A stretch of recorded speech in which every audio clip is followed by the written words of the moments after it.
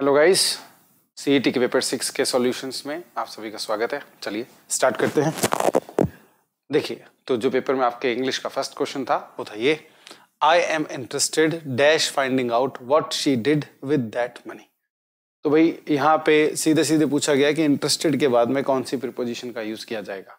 हम fixed prepositions को जब पढ़ते हैं, आप सभी ने अपने क्लासेस में फिक्स्ड प्रीपोजिशंस को पढ़ा और इस बात को याद किया कि इंटरेस्टेड के साथ में हमेशा इन का यूज किया जाता है।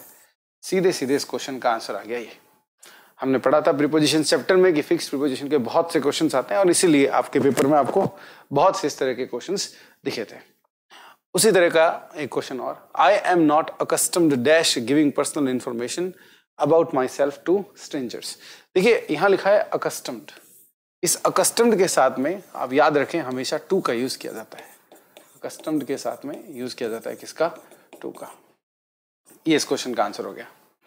बाकी इस पे एक क्वेश्चन और बनता है कि अकस्टम्ड टू टू के बाद में अगर वर्ब कोई आनी है तो कौन सी आनी है। ये बात याद रखनी है आपको, आईएनजी आनी है। यहाँ पे V1 या ऐसा कुछ और नहीं आ सकता। इस बात को अच्छे से याद रखना। नेक्स्ट आप देखोगे, अमांडा हैजंट सीन हर older sister dash last April. तो यहाँ पे पूछा गया है कि भाई यहाँ पे कौन सा आपको प्रीपोजिशन यूज करना है। फिर से ये टेंस बेस्ड प्रीपोजिशन है भाई। आप यहाँ पे देख सकते हैं ये जो चीज लिखी है हैजंट सीन, ये हो गया आपका present perfect. Present perfect, okay. और उसके बाद में ये जो लास्ट अप्रैल है ये स्टार्टिंग पॉइंट है इस एक्शन का। ये जो सी इसका स्टार्टिंग पॉइंट है, मतलब इस समय से अब तक देखा नहीं गया है। ये इतना टाइम जो है, ये कुछ टाइम लास्ट अप्रैल जो है तब से अब तक देखा नहीं गया है, तो तब से अब तक का जो टाइम है उसके लिए हम यूज कर रहे हैं प्रेजेंट परफेक्ट का, जो कि करेक्टली यूज्ड है। लेकिन ये जो टाइम हम मेंशन करते हैं, इस बात को समझना है कि ये सिर्फ सिंस के साथ दिखाया जाता है। किसके साथ दिखाया जाता है? सिंस की तरह। इस बात को याद रखें। ये आप चाहें तो एक स्ट्रक्चर की तरह इसको नोट भी कर सकते हैं। प्रेजेंट परफेक्ट के बाद पास, अगर आप लास्ट अप्रैल लिख रहे हैं या लास्ट अप्रैल जैसा कुछ भी लिख रहे हैं जो स्टार्टिंग पॉइंट हो सकता है, उसके लिए सिंस का यूज किया जाता है। इसमें फॉर तो चलो ऑप्शन दिया ही नहीं है। फॉर अगर ऑप्शन दिया होता तो एक ये क्वेश्चन बन जाता है। जनरली जो हम देखते हैं कि फॉर और सिंस का जो क्वेश्चन आता है वो यहाँ पे है नहीं, तो फिर बात ही क्या करनी। Gene was texting her friend, gene अपने फ्रेंड को टेक्स्ट कर रही थी, dash the teacher was teaching, जब टीचर पढ़ा रहे थे। तो नॉर्मल सी बात है, यहाँ पे वाइल आएगा। आप जानते हैं दो कॉन्टिन्यूस टेंसेस को जोड़ने के लिए हम वाइल का यूज करते हैं। दो कॉन्टिन्यूस टेंसेस को जोड़ने के लिए वाइल का यूज किया जाता है, ये हमने देखा। चलिए देखते हैं next. Her illness was diagnosed dash epilepsy. देखिए डायग्नोस जो वर्ड होता है, उसके बाद जब भी आप ये बताते हैं कि कौन सी वो बीमारी है जिसको डायग्नोस किया गया, यानी कि चेक करके पता लगाया गया। डायग्नोस करता होता है चेक करके पता लगाना। तो चेक करके पता लगाकर जो पता आपने लगाया कौन सी बीमारी है, इसको मेंशन करने के लिए जो प्रीपोजिशन आता है वो आता है विद। इस बात को अच्छे से याद रखें, डायग्नोस्ड विद एपिलेप्सी ये लिखा जाएगा। यहाँ पे डायग्नोस्ड विद के बाद में कुछ भी आ सकता है, कैंसर, मलेरिया, निमोनिया वगैरह वगैरह, जो कुछ भी हो। उसके बाद में the court has absolved. Absolve का अर्थ होता है किसी को बरी कर देना, ठीक है ना, यानी कि छोड़ देना, मुक्त कर देना। तो मुक्त कर दिया उसको किससे? चार्जेस से। चार्जेस से मुक्त करने के लिए जनरली स्टूडेंट सोचते हैं कि यहाँ पे आंसर होना चाहिए क्या? फ्रॉम, और वही अपना आंसर भी है बिल्कुल।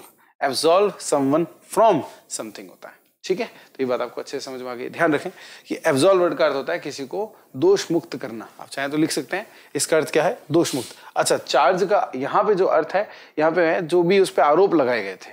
तो जो आरोप हैं उनको अपन चार्जेस भी बोल सकते हैं। इस बात को ध्यान रखें, ठीक है। जो उसके खिलाफ आरोप लगाए गए थे उनसे जज ने उसको फ्री कर दिया, बरी कर दिया, मुक्त कर दिया।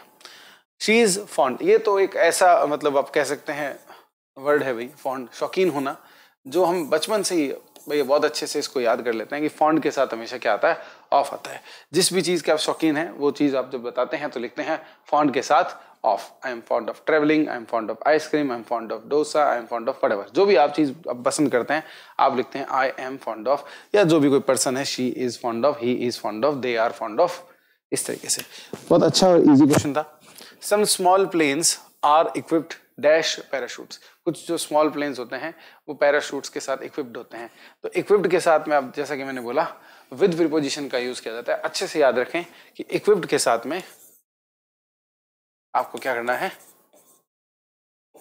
विद का यूज करना है। इक्विप्ड के साथ में विद का यूज करना है। Thanks for being so good dash us. देखिए गुड के साथ जो प्रीपोजिशन है वो काफी सारी हो सकती हैं। आप बस ये देखें कि गुड का इस शब्द से संबंध क्या दिख रहा है आपको। भाई हम किसी पर्सन के लिए ये बोल सकते हैं या हम किसी को ये बोल सकते हैं थैंक्स फॉर बीइंग गुड, आप अच्छे रहे। तो किसकी तरफ? हमारी तरफ रहे, राइट, हमारी तरफ आपका अच्छा बिहेवियर रहा। ये जो गुड है यहाँ पे ये किसी पर्सन का बिहेवियर बता रहा है। भी जो उनका बिहेवियर था और वो किसकी तरफ? हमारी तरफ जो बिहेवियर था वो बहुत अच्छा रहा होगा, तभी हमने किसी को बोला thanks for being so good. अब जब भी हम बिहेवियर को भी हम रिसीव जब कर रहे हैं तो रिसीवर हुए, और रिसीवर के लिए जो प्रीपोजिशन होती है वो होती है टू। अब ये बात याद रखें यहाँ पे हमेशा कि रिसीवर के अगर कोई अगर आप किसी का बिहेवियर रिसीव कर रहे हैं तो वो रिसीवर जो आप बन जाते हैं जो, तो उसको मेंशन करने के लिए टू प्रीपोजिशन का यूज किया जाता है। हाँ, गुड के साथ में आप देखेंगे कि अगर ये गुड जो है ये बिहेवियर है, अगर ये बिहेवियर है तो आप देखेंगे यहाँ पे टू आता है, ठीक है। और अगर ये जो गुड है ये आप किसी स्किल के लिए यूज करते हैं, ठीक है, किसी स्किल के लिए, तो आप ध्यान रखें गुड के साथ में एट आता है। और बाकी मीनिंग वाइज हो जाता है, किसी के लिए अच्छा होना। भाई जैसे आप कहें कि ये जो दवाई है या ये जो आप कुछ भी खाना खा रहे हैं ये आपके लिए अच्छा है, तो के लिए वाला मीनिंग आप जानते हैं फॉर के साथ दिखाया जाता है, राइट। तो वो पर्पस हो जाता है उस टाइम पे। तो गुड ऐसा नहीं है कि जिसके साथ फिक्स्ड प्रीपोजिशन आती है, लेकिन गुड के बाद आप जोड़ना क्या चाह रहे हो। यहाँ अगर आप ऐसे पर्सन को लिखना चाह रहे हो जिसकी तरफ आपका बिहेवियर अच्छा रहा तो आप लिखोगे टू। अगर आप कोई ऐसी स्किल जोड़ना चाह रहे हो यहाँ पे जिसमें कोई पर्सन बहुत अच्छा है किसी काम को करने में, तो आप लिखोगे एट, और फिर फॉर, और इस तरीके से और भी प्रीपोजिशंस आ सकते हैं। फिक्स्ड प्रीपोजिशन का ये क्वेश्चन नहीं था, मीनिंग से इस क्वेश्चन को करना था। The CEO claimed to be innocent wrongdoing. अब देखो भाई इनोसेंट हो, देखो एक तो होता है आपका एक्यूज्ड, ठीक है, फिर है आपका इनोसेंट। इसका अर्थ होता है आरोपी। इसका अर्थ क्या होता है? आरोपी। और इसका अर्थ क्या होता है? ऑफ कोर्स निर्दोष। देखो चाहे आप आरोपी कहो या निर्दोष कहो, दोनों के लिए ऑफ लगाकर ही लिखा जाता है उस चीज को जिससे रिलेटेड उस पे आरोप लगाया गया है या जिससे वो बरी हो गया या निर्दोष साबित हो गया है। अगर मान लीजिए किसी पर्सन के बारे में कहा जाता है कि उसने मर्डर किया है, लेकिन बाद में पता चलता है कि उसने नहीं किया, तो फिर बोला जाएगा he is innocent of that murder, कि उस मर्डर के लिए जो है वो क्या है? इनोसेंट है, निर्दोष है। और याद रखें इनोसेंट के साथ भी ऑफ आता है, एक्यूज के साथ में भी ऑफ आता है। वेरी वेरी इंपॉर्टेंट, इस तरह के क्वेश्चन को बिल्कुल नहीं छोड़ना भाई, याद रखें एक्यूज के साथ भी ऑफ और इनोसेंट के साथ भी ऑफ। नेक्स्ट है आपका द मेयर इज डेडिकेटेड। देखिए डेडिकेटेड के साथ में आपको पता होना चाहिए टू प्रीपोजिशन आती है। डेडिकेटेड के साथ में to preposition, dedicated to something, तो ये आपका टू प्रीपोजिशन सीधे सीधे इस क्वेश्चन का आंसर हो जाता है। याद होना चाहिए डेडिकेटेड के साथ क्या आता है? टू आता है। चलिए नेक्स्ट क्वेश्चन देखते हैं। The singer was dressed. देखिए ड्रेस्ड के साथ में अगर आप आगे कलर लिख रहे हैं, अपनी ड्रेस लिख रहे हैं, आपको हमेशा लिखना होता है कौन सा प्रीपोजिशन इन। अच्छे से इस बात को याद रखें, ड्रेस्ड के साथ में कौन सा प्रीपोजिशन? इन प्रीपोजिशन। फिर है he was still a greenhorn when I first met him. देखिए ये जो ग्रीन हॉर्न है यहाँ पे ये एक ईडियम है, और इस ईडियम का हमको मीनिंग बताना है। इंस्ट्रक्शन लिखे होंगे आपके पास में। ग्रीन हॉर्न का मतलब जो होता है वो भाई वो बिगिनर होता है, यानी कि किसी फील्ड में कोई बिल्कुल नया पर्सन होता है तो उसको हम क्या कहते हैं? Green horn, right. चलिए तो बिगिनर तो मैंने इसको बता ही दिया। हाँ एक बात और, आप ग्रीन हॉर्न के लिए कुछ सिनोनिम्स याद कर सकते हैं, या बिगिनर के लिए कह लीजिए कुछ सिनोनिम याद कर सकते हैं, जैसे टायरो है, नोवाइस है, ठीक है। ये ईडियम के अंदर नहीं आते हैं ये वाले वर्ड्स, लेकिन ईडियम अगर पूछेगा कि भाई एकदम किसी जिसने कोई काम शुरुआत की है सीखना, अभी वो बिल्कुल नया नया है इस फील्ड के अंदर, उस पर्सन को क्या कहा जाएगा? उस पर्सन को ग्रीन हॉर्न कहा जाएगा। और उसको बिगिनर आप कह ही सकते हैं एक शब्द में, टायरो कह सकते हैं, नोवाइस कह सकते हैं, ठीक है। तो ये वर्ड्स याद रखें, सारे के सारे बहुत इंपॉर्टेंट वर्ड्स हैं। और भी देख लेते हैं। स्ट्रिक्ट आप जानते हैं क्या होता है? बहुत ही सख्त किस्म के जो इंसान होते हैं, सख्त मिजाज के जो लोग हैं उनको अपन बोलते हैं स्ट्रिक्ट। इम्प्यूडेंट होता है भाई आपका रूड, यानी कि जो अच्छे से बात ना करे, है ना, जिसका बिहेवियर जो है अच्छा ना हो, उसको अपन रूड इंसान कहते हैं, इम्प्यूडेंट कहते हैं। ब्यूटीफुल तो आप जानते हैं। चलिए देखते हैं नेक्स्ट। पूछा गया है इस ईडियम का आपको मीनिंग बताना है। ईडियम है ब्रेक अ लेग। देखिए अगर आपने ईडियम्स को अच्छे से याद किया तो आप एक बार में बता सकते हैं। ब्रेक अ लेग का अर्थ होता है good luck. Break a leg का अर्थ क्या होता है? Good luck. बाकी का ऑप्शंस, बैड लक आप जानते हैं क्या होता है, मिसफॉर्च्यून और बैड लक एक ही चीज होती है, ठीक है, और इग्नोर करना किसी को एक अलग बात है। तो यहाँ पे सीधा सीधा आपको देखो ईडियम याद है तो नंबर मिल जाएंगे, ईडियम याद नहीं है तो कैसे मिलेंगे। फिर देखते हैं अगला, एक और वापस से ईडियम का क्वेश्चन है। एगॉन एक ईडियम पूछी गई है, बताइए कि एगॉन का मतलब क्या होता है। अगर ईडियम याद है तो एक बार में बताओगे कि एगॉन का मीनिंग होता है टू एनकरेज। क्या होता है? To encourage. Of course to eat enough का कोई मतलब नहीं है। अनॉय का मतलब चिढ़ाना होता है। अनॉय का अर्थ क्या होता है? चिढ़ाना होता है भाई, ठीक। नॉट टेक समथिंग सीरियसली, किसी चीज को सीरियसली ना लेना, ये भी बात यहाँ पे नहीं हुई है। एगॉन का मतलब एनकरेज करना होता है। ये सीधे सीधे इस बात को आप याद रखें। अच्छा, फिर आपका एक पैसेज भी था भाई, पैसेज को देख लेते हैं। ये पैसेज देख लेते हैं, तो इस पहले पैसेज को अपन पढ़ लेते हैं जल्दी से, और फिर उसके अंदर जो भी चेंजेस वगैरह हैं अपन साथ साथ में करते चलेंगे, ठीक। ओके, चलो तो देखते हैं क्या। A flock of birds, flock देखो, फ्लॉक होता है झुंड। फ्लॉक क्या होता है? झुंड। ऑफ बर्ड्स, बर्ड्स आप जानते हो, फ्लू मतलब कि उड़े, ठीक है ना। फ्लू का अर्थ उड़ना होता है, उसकी सेकंड फॉर्म यूज की हुई यहाँ पे। इनटू एन इंडिगो एयर बस। देखो ये जो एयर बस है ना, ये बड़े एरोप्लेन्स को बोलते हैं।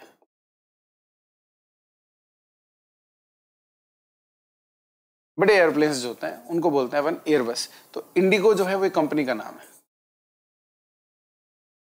ठीक है, एक कंपनी का नाम है। तो बोला गया कि एक फ्लॉक ऑफ बर्ड्स, एक झुंड जो था बर्ड्स का, वो किसमें चला गया? एक एयर बस में जाके जो है वो उड़ गया, उसके अंदर उड़ते हुए चला गया, ठीक है ना। और कौन सा वाला IndiGo Airbus? About to take off at Patna, जो पटना से टेक ऑफ होने वाला था। टेक ऑफ जो शब्द है इसका अर्थ उड़ना होता है भाई ना, उड़ान भरना ज्यादा बेहतर रहेगा मेरा बोलना, उड़ना तो नहीं कहूंगा। टेक ऑफ करता था उड़ान भरना, वो जो स्टार्ट होता है ना, टेक ऑफ करना बोलते हैं उसको। जमीन से उसका जो अलग होना है उसको बन क्या बोलते हैं? Take off. किसका? एरोप्लेन का। दिस मॉर्निंग, इस सुबह ऐसा हुआ।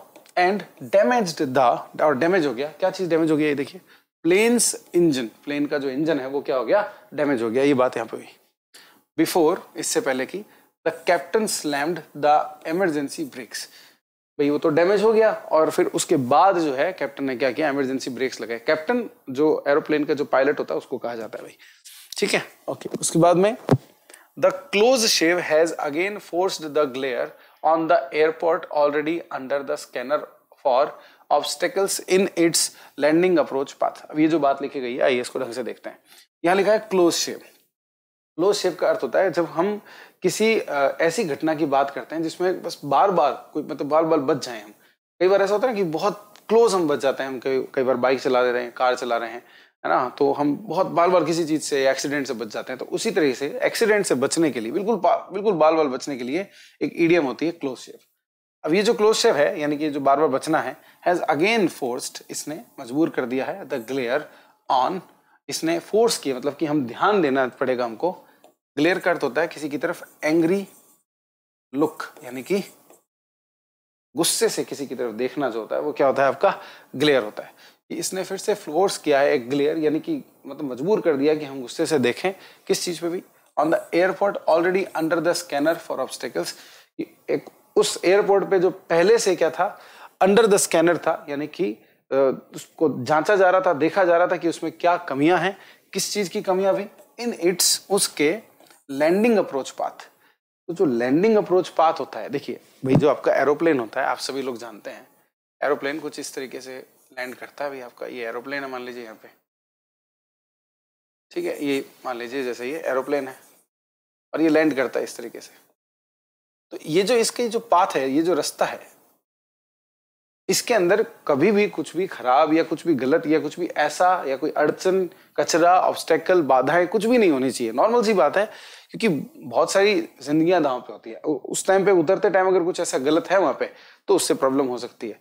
और इस चीज को पहले से स्कैन किया जा रहा था, ये वाली बात यहाँ पे भूली गई अब तक, ठीक। फिर देखिए आगे क्या है। द एयरबस A320, ये एयरबस A320 का मतलब है ये एरोप्लेन है, और ये उसके लिए एक नंबर दे रखा है, यानी कि उसका नाम है एक तरीके से आप कह सकते हैं।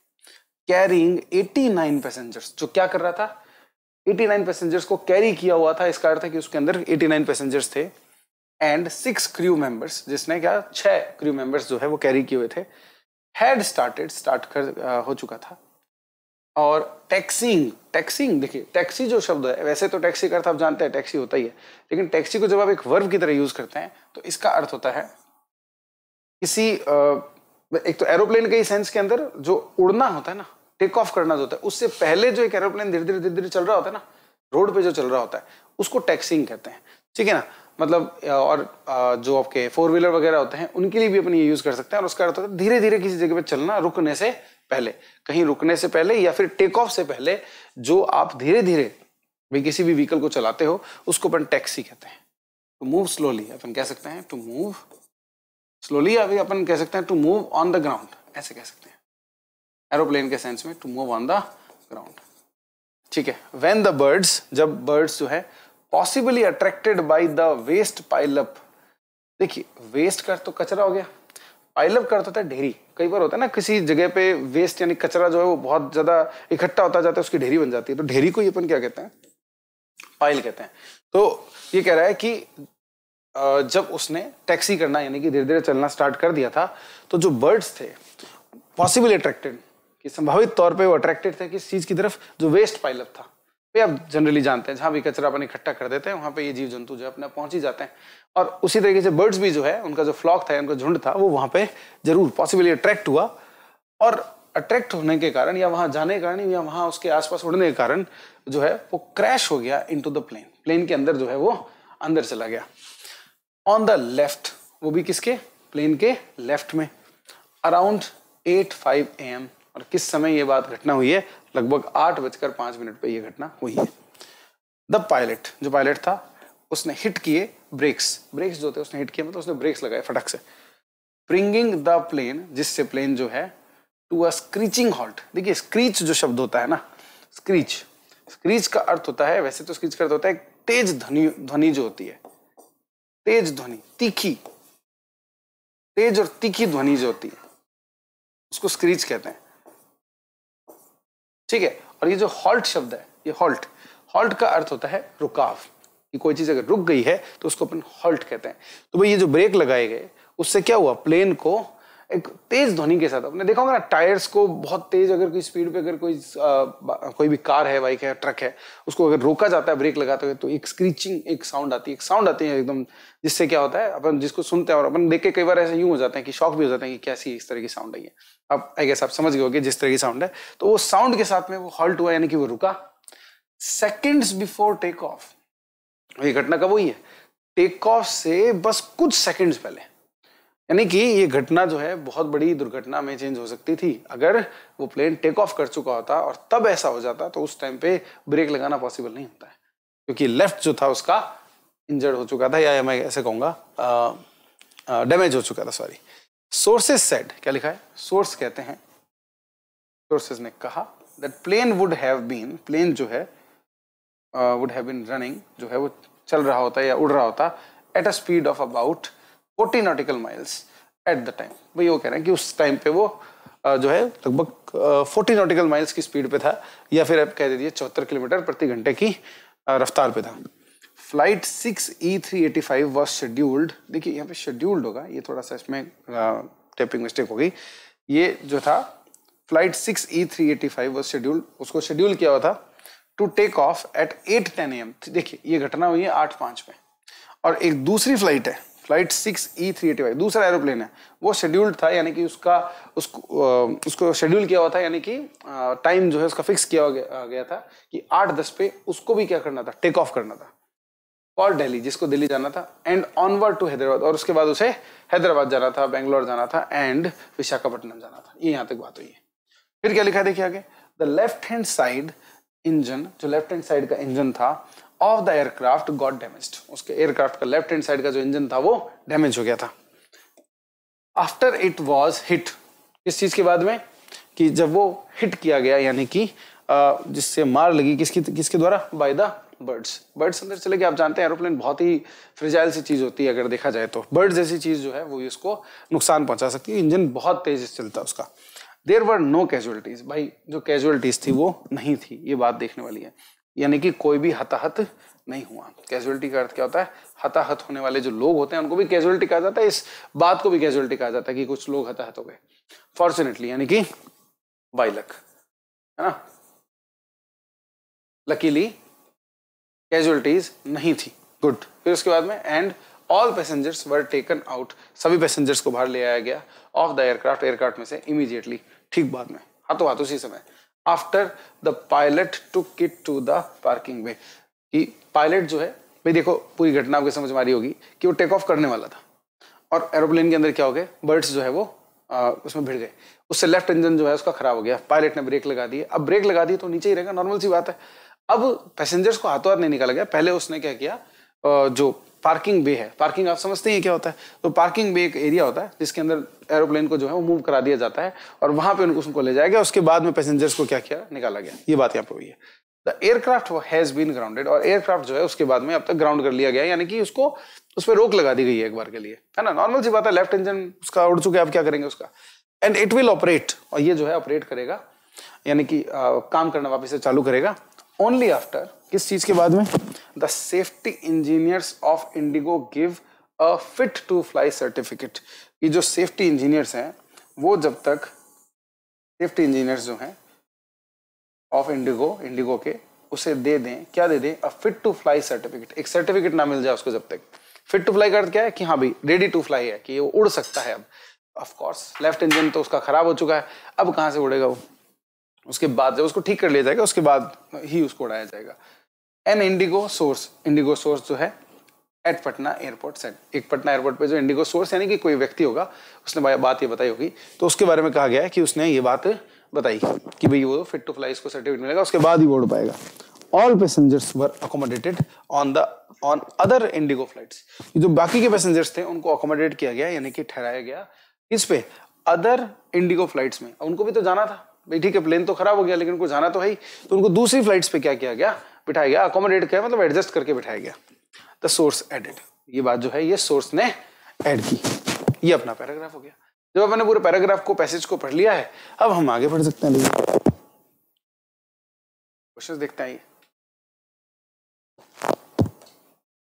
जैसे ही है पहला, क्लोज शेव क्या होता है, क्लोज शेव अगर आपने ध्यान दिया हो तो पैसेज के अंदर आया था और हमने इसे कहा था, क्लोज शेव का अर्थ होता है अगर बहुत ही पास से अगर हम बच जाते हैं किसी चीज से तो उसको हम कहते हैं क्लोज शेव, जो कि यहाँ पे बहुत ही क्लियरली आपको ऑप्शन दिख रहा होगा, नैरो एस्केप। नैरो एस्केप का ही अर्थ क्या होता है, बाल बाल बचना, बिल्कुल पास से बच जाना। इमरजेंसी इसका कोई मीनिंग नहीं है, डेंजर कोई मीनिंग नहीं है, टू शेव केयरफुली कहीं से मतलब नहीं है इसका, भाई ये ईडियम है, ईडियम का जो मीनिंग है वो हमेशा लिटरल नहीं होता है। Why did the birds fly into the plane? कि भाई बर्ड्स जो थे वो प्लेन के अंदर क्यों चले गए, आओ देखें। As the birds were attracted to the waste pile up near the airport, भाई ये एक पॉसिबिलिटी बताई गई थी, ये पैसेज में बताया गया था कि जो बर्ड्स है वो शायद अट्रैक्टेड थे to the waste pile up, वो जो वहां पे ढेरी लगी हुई थी किसकी, वेस्ट की, कचरे की, उसकी तरफ वो अट्रैक्टेड थे, यही हमारा आंसर होना चाहिए। बाकी अपन ऑप्शंस देख लेते हैं। As the birds were attracted to the plane, देखिए प्लेन पे अट्रैक्टेड नहीं होता, उनको ही पता है, इतना दिमाग बर्ड्स में भी होता है कि जाके प्लेन में जाएंगे और अट्रैक्ट हो जाएंगे तो भिड़ के मर जाएंगे, उनको ही पता होती है बात। As it was taking off slowly, कि प्लेन जो है वो बहुत धीरे धीरे उड़ रहा था, या उसने टेक ऑफ जो है वो धीरे धीरे करने वाला था या कर रहा था, इस कारण से वो अट्रैक्ट हो गए, नहीं ऐसा भी कुछ नहीं बताया गया पैराग्राफ में हमको। उसके बाद में as the captain slammed the brakes, क्योंकि कैप्टन ने ब्रेक्स को स्लैम कर दिया इसलिए बर्ड्स आके घुस गए उसके अंदर, ऐसा भी नहीं होता, नॉर्मल सी बात है, ये बात हुई ही नहीं है, तो हम इसे कैसे सही आंसर मान लें। The passengers were allowed to get off the plane, passengers जो है उनको अलाउ किया गया प्लेन से निकलना। नेक्स्ट डे, अगले दिन, शायद ये बात तो नहीं हुई थी। After the plane was taken to the parking way, exactly यही तो हुआ था, मैंने आपको बताया था, स्टोरी लाइन आपने सब फिर से सुनी थी, मैंने कहा था कि जब जैसे वो भिड़े, लेफ्ट इंजन हो गया खराब, उसने ब्रेक लगाए, ब्रेक लगाने के बाद में पहले वो पार्किंग वे में लेके गया, उसके बाद पैसेंजर्स को क्या किया गया, निकाला गया, यही हमारा आंसर है। इमीडिएटली नहीं हुआ था, नहीं है ना, इमीडिएटली ऐसा नहीं हुआ था, इस एक्शन के बाद ऐसा हुआ था, हिट करने के बाद थोड़ी पैसेंजर्स को निकाल दिया था हाथों हाथ। आफ्टर मैनी ईयर्स, ऐसा भी हमें कुछ नहीं दिया गया पैराग्राफ में। एयरबस मैंने आपको बता दिया था, एयरबस का अर्थ होता है बड़ा एरोप्लेन, ये रहा लार्ज प्लेन, ठीक है। उसके बाद next, what happened to the plane after the passengers were taken off, भाई पैसेंजर्स को जब लेके गया अब प्लेन का क्या किया गया, है ना। It was inspected and allowed to fly, उसको इंस्पेक्ट किया गया और उसको फिर उड़ने के लिए अलाउ कर दिया, ऐसा हुआ था, बिल्कुल नहीं। It was given a fitness certificate, उसको एक फिटनेस, अरे अभी तो भिड़ा है वो कहाँ से, fitness certificate. It was grounded, उसको ग्राउंड कर दिया, ग्राउंड का अर्थ होता है एक बार के लिए बैन कर देना, और समटाइम उसको ग्राउंड कर देना यानी कि उसको ऑपरेट ना करने देना, और यही हमारे क्वेश्चन का आंसर, यही तो लिखा था। इट वॉज डिस्कार्डेड, डिस्कार्डेड का अर्थ होता है उसको फिर बैन ही कर दिया, मतलब यूज ही नहीं करना, उसको बाद में यूज ही नहीं, अनयूज कर दिया। नहीं, ऐसा भी नहीं हुआ था। ये देखा गया था, उसको ग्राउंड किया गया था कि और बताया गया था कि इंजीनियर वापस इसको चेक करेंगे, ठीक करेंगे, उसके बाद में इसको फिट टू अप्लाई सर्टिफिकेट मिलेगा, फिर कहीं जाके उड़ेगा। इसका मतलब उसको क्या किया गया, ग्राउंड किया गया था। तो ये थे भाई आपके 20 क्वेश्चंस CET पेपर 6 के। आई होप आपको सारे सॉल्यूशन समझ में आए हैं। अगर नहीं आए हैं तो कमेंट सेक्शन में जरूर बताइएगा।